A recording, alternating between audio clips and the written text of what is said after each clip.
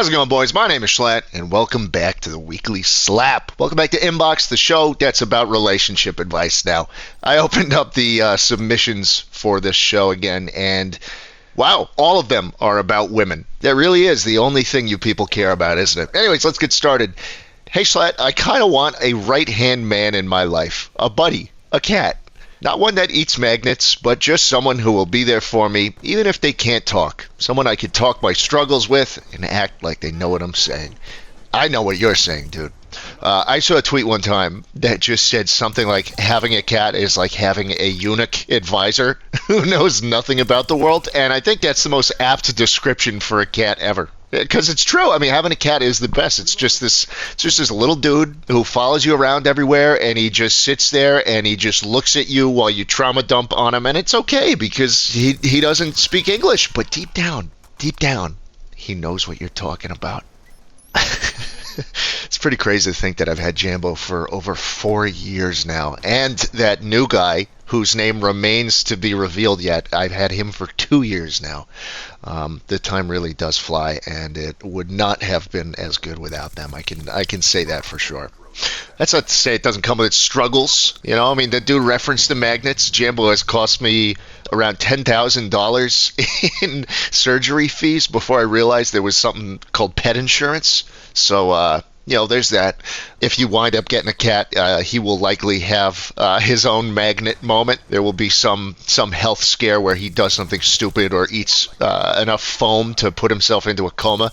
And he's going to wake you up every morning at like 5 in the morning crying for food. So, there's that. Having a cat is not all sunshine and rainbows, but it has definitely improved my life.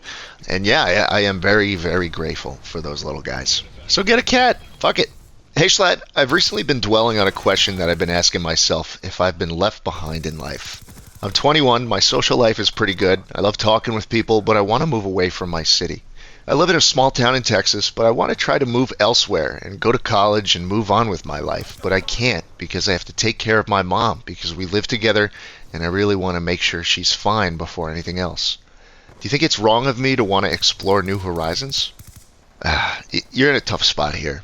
I get wanting to move out and expand your horizons, especially at 21. Hell, I mean, growing up in small town Texas is probably is probably a nightmare. I didn't even last 3 years in Texas, let alone in the middle of nowhere, Texas, and I've seen what that looks like. But yeah, you're taking care of your mom, and it's important, And I can tell you got the right intentions here. It doesn't make you a selfish person to want to move out at your age. In fact, I think you should do it at some point. It doesn't have to be now, but eventually, you should start thinking about it. And my advice would be to just start laying some groundwork. There's stuff you could do right now that'll make this process so much easier if or when you decide to take that jump. In terms of your own living situation and schooling situation, look into like an online college or like a hybrid college. Do some research. Figure out where you're going to want to end up, right? Look for some places in the area. Spend some time on Zillow. Something that might be worthwhile is trying to get a shorter term lease in case this stuff doesn't work out or God forbid you need to go back and care for your mom again. 6-month lease is definitely better in this situation than being locked in for over a year. Basically, when it comes to sorting out yourself in this move, anything you can do while you're still home to kind of get that ball rolling and have some momentum for when it's actually time, I think would be beneficial. And on the flip side, look at care options for your mom. Obviously, I don't know the extent of her situation. I'm assuming she's not in a position where she needs 24/7 care, but still needs help with stuff, and my mind goes to siblings, it goes to family, friends.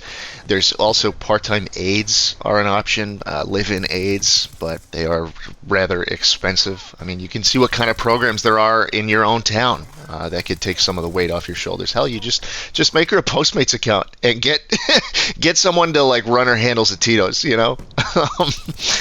I think the goal there would be building some kind of support structure, getting that in place, trying to take some of the weight off your shoulders now so that your eventual departure isn't just like dropping a bomb and peacing out and leaving the mess to be cleaned up.